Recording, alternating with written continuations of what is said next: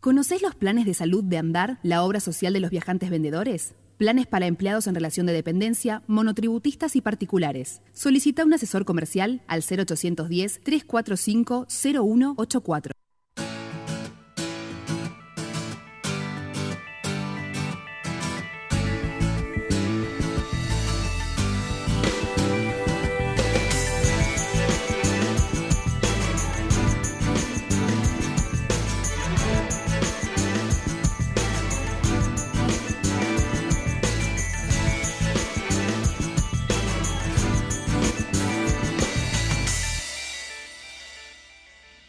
¿Cómo les va? Bienvenidos, un placer reencontrarnos en Trabajo Argentino, como todos los viernes por Metro, para escuchar la voz de los trabajadores y las trabajadoras en nuestro país. En esta que fue una semana con mucho movimiento, mucha información, sobre todo en materia económica, lo que ocurrió en las últimas jornadas, que fue una corrida cambiaria que de alguna manera era previsible, pero no por eso tiene un impacto menor en la economía. La reaparición de Domingo Felipe Cavallo, otro de los temas de los que vamos a hablar también en este programa, y algunos datos más. Vemos imágenes de gente en situación de calle. El Observatorio de la Deuda Social de la Universidad Católica Argentina afirmó en un estudio reciente que hay casi 8 millones de niños, niñas y adolescentes que son pobres en nuestro país.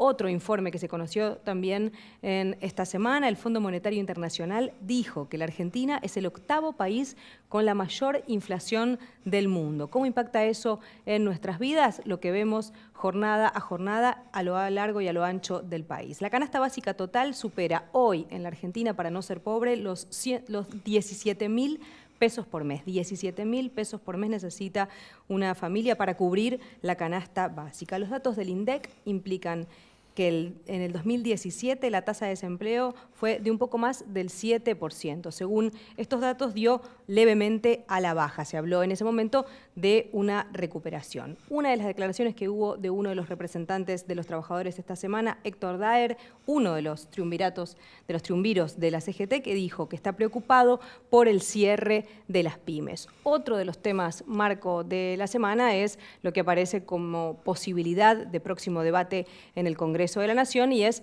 la reforma laboral. De alguna manera, este es el contexto que vamos a conversar con nuestro invitado de hoy, Sergio Sacia, que es el secretario general de la Unión Ferroviaria. Sergio, gracias por venir. No, gracias a ustedes. ¿Cómo estás? Bien. Bueno, ¿cómo va? ¿Cómo están ustedes? ¿Cómo estás viendo en esto que describíamos, algunos datos de la economía y lo que vino pasando en las últimas jornadas en la Argentina, la economía y la situación de los trabajadores? Lógicamente que preocupa la inflación, que si bien el parámetro es que será menor que el año pasado, pero lógicamente que impacta claramente sobre los intereses y el poder adquisitivo de los trabajadores. Preocupa lo que bien decías recién, los índices de pobreza. Preocupa el posible y el cierre que se ha dado en algunas pymes producto de las importaciones en algún momento, y que no ha habido realmente una recuperación del empleo, si bien en la obra pública sí ha habido un repunte porcentual, pero lógicamente desde la óptica de los trabajadores hay una gran preocupación por el tema de hacia dónde va la economía. Esto del aumento de las tarifas, el aumento del dólar impacta claramente en lo que es la canasta básica de los trabajadores. Muchos trabajadores que se quedaron sin empleo, muchos trabajadores que están bajo esos valores, parámetros salariales que bien marcabas, y lógicamente que tenemos un desafío hacia adelante muy grande desde el conjunto de la representación de los trabajadores. Después está cada uno de nosotros de qué manera defendemos la actividad, defendemos a los trabajadores que representamos, y en ese contexto, dependiendo de las negociaciones que se lleven adelante, cada sindicato o cada sector, como es el caso nuestro el ferroviario, aborda, como puede ser la paritaria, de la mejor manera que puede. Nosotros casualmente hemos estado cerrando esta semana una paritaria para el año 2018, que creo que fue importante, que fue del 11% retroactivo a enero, por enero, febrero, marzo, abril y mayo, 5 meses. A partir de junio el 15%. Y en septiembre el 14... ¿11 más 15? No, 11 más 4. 15, perfecto, 15 en total. Pero en septiembre, al 9º mes, sentarnos a discutir o a rever nuevamente cuáles fueron las variables económicas, cuál fue la inflación, para ver hacia adelante cómo sigue la negociación en ese sentido, sumado a que el año pasado también hicimos una paritaria que estuvo por arriba de la inflación y que rondó los el 26%. ¿No? Estás describiendo un panorama que dijiste, me preocupa lo que veo para los trabajadores y la economía de la Argentina. ¿Cómo ves al movimiento obrero frente a lo que planteas como un desafío para todos los trabajadores del país?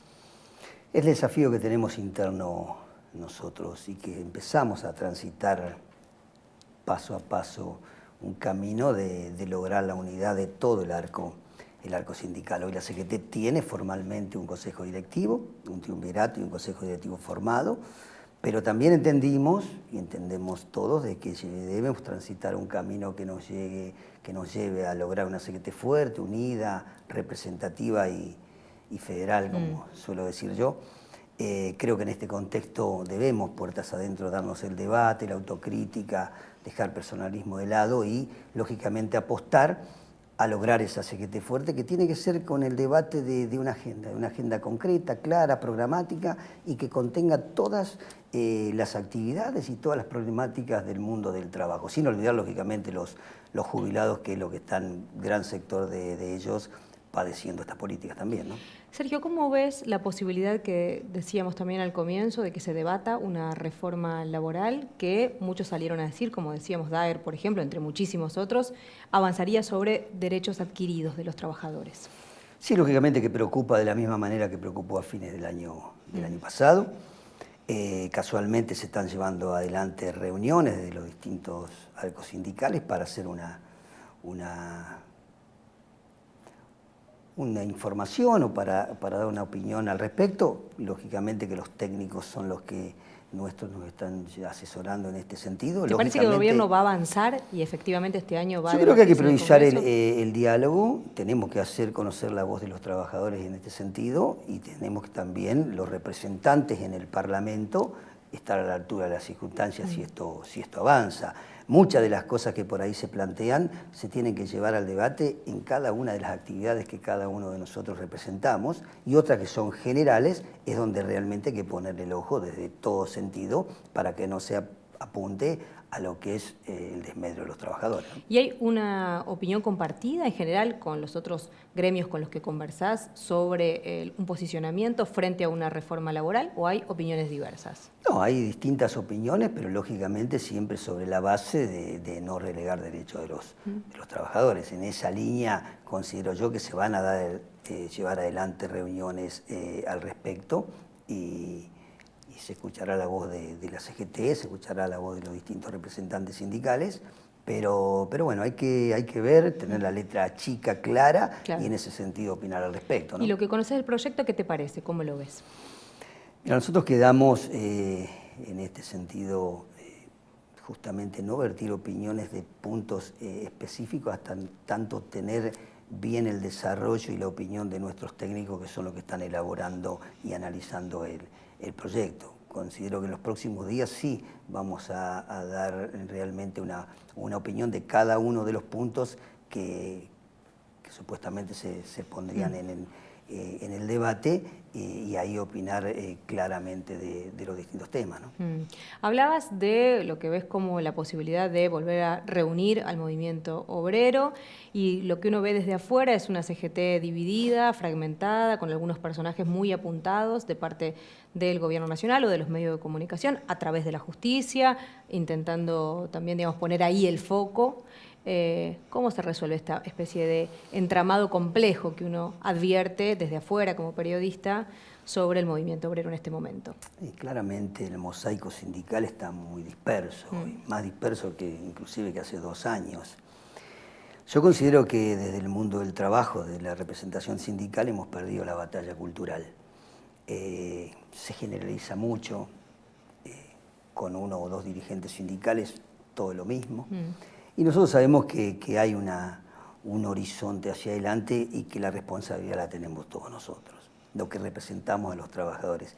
Y encontrar ese punto de encuentro que nos lleve a materializar realmente la unidad y dar el debate que lo tenemos que dar en todos los ámbitos, con los organismos gubernamentales, con el Ejecutivo, planteando proyectos de ley a nivel del Congreso, como puede ser una ley federal de transporte, por ejemplo, como puede ser distintas de cómo defender la pequeña y mediana empresa, de cómo contrarrestar lo que es las importaciones, fortaleciendo el trabajo nacional. O sea, generar una agenda concreta de mejorar la educación, de apostar a la mejora de la salud, que tiene que tener el movimiento obrero para dar el debate real de ideas con un debate constructivo, sin olvidar, lógicamente, las herramientas constitucionales que tenemos los representantes sindicales y que tenemos los trabajadores. Pero ese para mí tiene que ser el camino que nos va realmente mostrar y definir la fortaleza de un movimiento obrero que hoy se debe el debate, pero que tiene que tener una agenda concreta para debatir y llevar adelante ese debate cultural que todavía nos debemos y que hemos perdido esa batalla. O sea, ¿te parece que la fortaleza de que se pueda rearmar la CGT y una organización obrera que pueda defender los derechos de los trabajadores depende de que se haga un programa común? Para mí que convenza a todos que tiene que ver con el programático. Tiene que llevar el punto de encuentro, dejando las diferencias de lado, priorizando las coincidencias, priorizando la responsabilidad que tenemos para defender a los trabajadores y en ese aspecto, lógicamente, plantear ante los trabajadores y ante toda la sociedad cuál es el modelo de sociedad al cual aspiramos defender nosotros desde el movimiento obrero. Para mí es el único camino que nos puede llevar a la unidad real y tener una CGT fuerte, ¿no? ¿Deberían reunirse CGT, la CTA, la Confederación General de los Trabajadores, digamos, las distintas vertientes del movimiento obrero? ¿O te parece que no es necesario y que haya distintas confederaciones está bien? Yo creo que primero tenemos que reordenar nuestra casa, que en nuestro caso es la Confederación General del Trabajo, y después, lógicamente, ver todo lo que es las distintas confederaciones en este sentido, ¿no? En algún momento hasta te han propuesto como posible nombre para encabezar una reunión de la CGT, una reunificación, mejor dicho, de la CGT. ¿Ves esa posibilidad? Yo creo que cuando se dan nombres y hombres, o poner nombres y hombres por sobre ese debate que todavía tenemos que darnos y lograr esa agenda programática con objetivos a corto, mediano y largo plazo, equivocaríamos el camino si pondríamos los nombres por sobre eso. Después se verá quiénes son los mejores dirigentes o los dirigentes acordes a esa agenda, que no tiene que ser uno solamente, sí uno el que conduzca, pero son los 35 secretarios o secretarías articuladamente trabajando en un consejo directivo que realmente tiene que trabajar colegiadamente para llevar adelante y transitar el camino de esa agenda programática que hay que definir. Si estuviera esa agenda programática, ¿te gustaría? ¿Es algo a lo que aspirás? Y todo dirigente aspira, como el caso mío, a llegar a conducir la Unión Ferroviaria, que es un honor y una gran responsabilidad, y lógicamente si los compañeros deciden en ese sentido, lo haríamos con total responsabilidad. Pero vuelvo a decir, es muy apresurado. Está bien, entiendo. ¿No te parece que es lo que haya que debatir todavía, muy pronto? Totalmente, y con el respeto que merecen hoy una CGT que tiene un triunvirato que está llevando adelante los destinos del movimiento obrero. Te propongo que compartamos con ustedes también, por supuesto, algunas de las declaraciones que se hicieron en las últimas horas. Marcos Peña, jefe de gabinete, dijo: es parte de este aprendizaje de vivir en un cambio de tipo flotante, integrados a un mundo que tiene volatilidades. Por supuesto, por la corrida cambiaria, la suba del dólar que hubo en la Argentina durante esta última semana. ¿Cómo ves esta especie de justificación, de algún modo, explicación que da el jefe de gabinete, y cómo te parece que impacta en la vida de todos lo que ocurrió con el dólar o está ocurriendo? Sí, palabras muy, llamémosle, complicadas para el común denominador de un trabajador o de un jubilado o de alguien que busca empleo, en el cual hoy le está impactando realmente los aumentos de las tarifas y el dólar realmente en su bolsillo de poder llegar a fin de mes. Claro, una devaluación afecta siempre a los salarios, ¿no? Y lógicamente es lo que más impacta al poder adquisitivo del salario, sumado a lo que está pasando con las tarifas, ¿no? Sergio, ¿te sorprendió la reaparición de Domingo Felipe Cavallo? No sé si sorprendió, la verdad que algunas expresiones que que ha vertido, lógicamente que llaman poderosamente la atención, ¿no? Veamos alguna. ¿Te parece de lo que dijo Cavallo en esta entrevista que dio a un canal de noticias? Dijo el exministro de Economía durante el menemismo: en el 2001 se puede llegar a venir, el 2001 se puede llegar a venir en unos años si siguen con una política de endeudamiento exagerada y a largo plazo y no cierran el déficit fiscal. ¿Qué te parece? Que creo que él estaba en el 2001, ¿no? Sí. O sea que... lo recordamos todos. Lo recordamos todos, Sí. no, me parece que no merece mayor análisis, ¿no? ¿Te parece que su aparición pública, de algún modo defendiendo un ajuste que se está haciendo en este momento desde la política económica, contribuye, entorpece, o simplemente te parece esto, que no amerita no sé, que por ahí no es pensemos casual la aparición? La verdad que no puedo, habría que preguntarle a él en ese sentido a qué se debe su aparición, si es casual o justo quiere hoy opinar o dar las soluciones que tiene que tener el gobierno. La verdad que claro. no merece mucha. Claro, que le vayan a consultar a él. Él dijo claramente que no se reunió con el presidente, que eso había sido, desmintió por lo menos esa versión. Eso es lo que dijo, sí. Bueno, vamos a compartir ahora información sobre cómo está el sistema ferroviario hoy en la República Argentina para pasar a conversar con Sergio Sacia sobre los trabajadores del sector, a quienes él representa, que están en este panorama económico del que hablábamos recién. En la inflación tiene mucha incidencia el costo del transporte. En un producto, la logística puede implicar más del 20% de su valor final. En la Argentina, el 85% de la producción agropecuaria se transporta en camión. Y según la Bolsa de Comercio de Santa Fe, en los últimos 3 años, el costo aumentó un 101%. La red ferroviaria del transporte de carga y de pasajeros, en la década del 60, tenía unos 44.000 kilómetros. En el año 88, 35.000 y en el 98, 8.500 kilómetros nada más. En los últimos años la inversión del sector viene creciendo. ¿Alcanza, Sergio, para una reactivación del sector? No, todavía no alcanza. Yo considero que hay que tomarlo como política de Estado realmente a la recuperación del sistema ferroviario.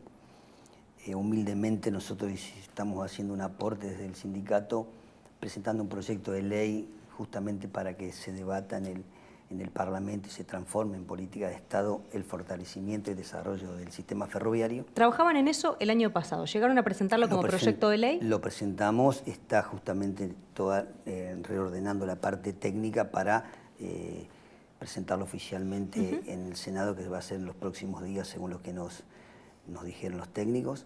¿Quién lo presenta? Lo va a presentar el senador Pichetto. Ajá. Sí.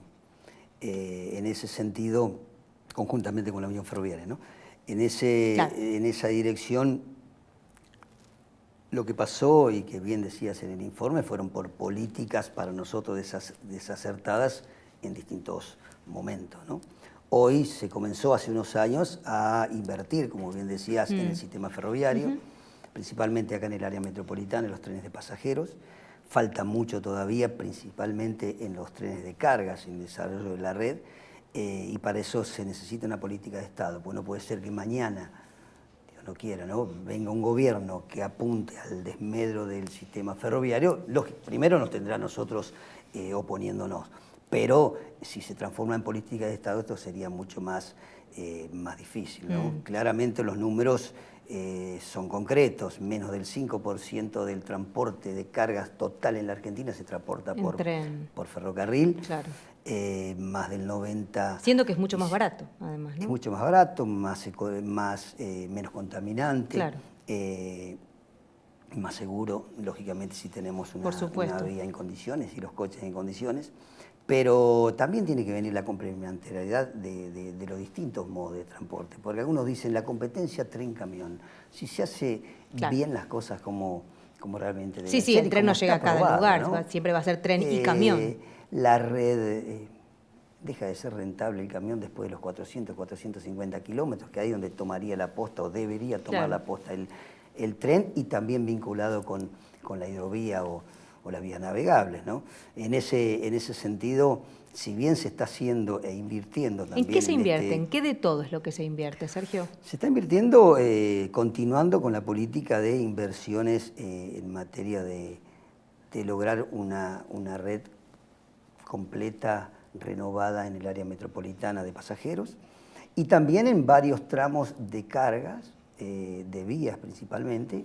Se siguieron incorporando vagones y locomotoras 0 kilómetros de producto que vienen del extranjero, de China, pero lógicamente que no alcanza. Esto hay que generar una política de desarrollo estructural con una agenda concreta de hacia dónde queremos ir con el transporte ferroviario. Si bien hay varias propuestas y esquemas que han sido presentados, considero que hay que poner mucho más empuje en que se haga mayor inversión, principalmente en la red, como bien apuntabas, en los kilómetros de hoy que están en actividad, muchos de ellos en mal estado la vía. Por eso en promedio algunos ferrocarriles, claro, son muy lentos. en promedio es Claro. de entre 7 y 10 kilómetros. Por eso hay casi un descarrilo por día promedio en ferrocarriles, principalmente BCIL, y esto se corrige simplemente con inversión y decisión política.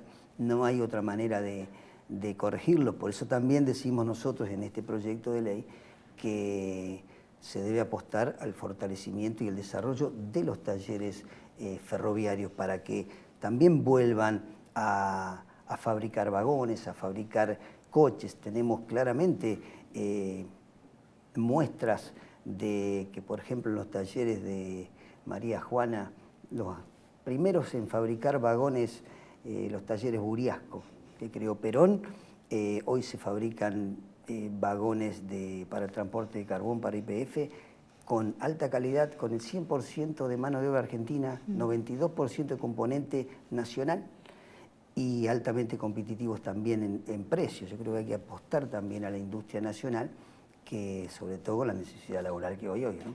¿Cuántos trabajadores representa Unión Ferroviaria? Nosotros tenemos afiliados más de 30.000 trabajadores hoy. Hemos crecido mucho en eso, producto también del desarrollo ferroviario. Y yo insisto con el proyecto, ¿no? Porque la verdad que y este proyecto viene no solo a generar mano de obra ferroviaria, sino todo lo que se complementa alrededor de ello.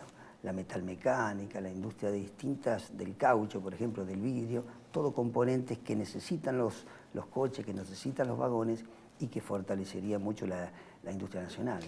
Claro, aparte, digamos, podrían dejar de importarse estos vagones de China o estas locomotoras de otros países y fabricarse acá. Esa es una de las propuestas. Lógicamente que esto también es a largo plazo. Claro, hay por que supuesto, proyectar a corto, mediano y largo plazo. Pesada. La muestra ya está clara en este ejemplo de que concreto se hizo que una... te daba. El mantenimiento hay que hacerlo acá y lógicamente seguir invirtiendo porque esto no alcanza de un día para el otro, ¿no? Hablábamos de la enorme cantidad de kilómetros menos que hay, pero mejor dicho, en la red de trenes. Decíamos en la década del 60, 44.000 kilómetros y terminando la década del 90, 8.500. ¿Qué pasó con el número de trabajadores de Unión Ferroviaria o de los trabajadores ferroviarios en ese periodo? Nosotros también? en la década del 90 éramos más de 100.000 ferroviarios y quedaron más de 90.000 afuera. O sea, se redujo al 10%. Después del 2003, 2004, se comenzó a ver una recuperación que fuertemente se dio a partir del 2012, lamentablemente después del trágico accidente de Once, pero sí con una política de fuertemente volver a reconstruir el sistema ferroviario que nos posibilitó generar empleo y que hoy tengamos más de 30.000 trabajadores representados, sumado a los compañeros de otros gremios, sindicatos del sector que también han crecido en número de trabajadores, ¿no? Sergio, ¿qué pasó con el convenio colectivo de trabajo de la Unión Ferroviaria? Entiendo que hicieron una unificación de los distintos convenios que había, ¿verdad? Sí, cuando nosotros asumimos la conducción del sindicato en 2013, nos pusimos como eje buscar la unificación de todos los convenios colectivos de trabajo. Veníamos de la ley de reforma del Estado en los 90, donde se crearon los convenios por empresa. En ese momento teníamos un convenio de actividad, uno solo, y ahí llegamos a tener más de 30 convenios colectivos después de la ley de reforma. En 2013 trabajamos fuertemente, en 2015 dimos el primer paso, que se homologó los convenios colectivos de trabajo unificando todas las condiciones laborales y beneficios sociales. 2017 volvimos a trabajar fuertemente y logramos unificar en el área metropolitana 6 convenios en uno, en el área del interior del país 3 convenios en uno. Quiero aclarar que los convenios nuestros tienen vigencia 2 años, por eso nosotros cada 2 años convenios renovamos. Que vencen. Son convenios que vencen. Que es una que modalidad para nosotros, diferente a otros sectores. Para nosotros es importante porque eso nos permitió adaptar y readecuar muchas especialidades que por el avance tecnológico desaparecieron y nosotros logramos readecuarlas e insertarlas en otro tipo de actividades y lógicamente fortalecer muchísimo la formación y la capacitación, que es un eje principal para estar a la altura los trabajadores de los avances tecnológicos. En eso logramos también incorporar ahora una categoría de aprendiz, que es novedosa, que la tuvimos allá en el tiempo, en la época de auge del ferrocarril, en donde el trabajador ingresa a aprender, como la palabra lo dice. Entonces ingresa a aprender durante un periodo de tiempo, se capacita para la especialidad en la cual fue incorporado y esto permite también que ya el trabajador desde su ingreso comience a desarrollarse y a capacitarse en cada una de las actividades para lo cual fue incorporado, ¿no? ¿Qué recibís de los obreros, los trabajadores que representás? ¿Cómo están? ¿Cómo están hoy con su economía? ¿Cómo están con el aumento de las tarifas? ¿Qué recibís concretamente de la gente con la que te cruzás cuando recorres alguna de las oficinas o los trenes de la Argentina? La verdad que reconforta mucho, primero el respaldo que nos han dado desde un principio. Es un orgullo representar a los trabajadores ferroviarios porque hay una identidad que tiene el trabajador ferroviario, la familia, muchos son ya de tercera generación de ferroviarios y lógicamente que nosotros hemos logrado mucho en estos años, del 2013 en adelante, pero siempre falta, siempre hay un trabajador que tiene su hijo para incorporarse. Ahora, en lo global hemos mejorado mucho las condiciones laborales, las condiciones salariales, estamos entre las 10 o 7 actividades mejores salariales de los últimos años, hemos logrado una paritaria en los últimos 2 años también superior a la inflación. La paritaria esta fue buena, con una revisión también a septiembre. Este convenio posibilitó incorporar muchas cosas que no teníamos y lógicamente que siempre faltan cosas en las cuales tenemos que seguir trabajando, ¿no? Será tema para la próxima. Sergio, gracias por haber venido. No, gracias. Sergio Sacia de Unión Ferroviaria estuvo con nosotros. Gracias a ustedes por habernos acompañado. Nos reencontramos la semana que viene. Esto es Trabajo Argentino. OSADEF, la obra social de empleados de farmacia. Para más información, ingresá a www.adef.org.ar o llamanos al 0800-345-0299. OSADEF, tu obra social.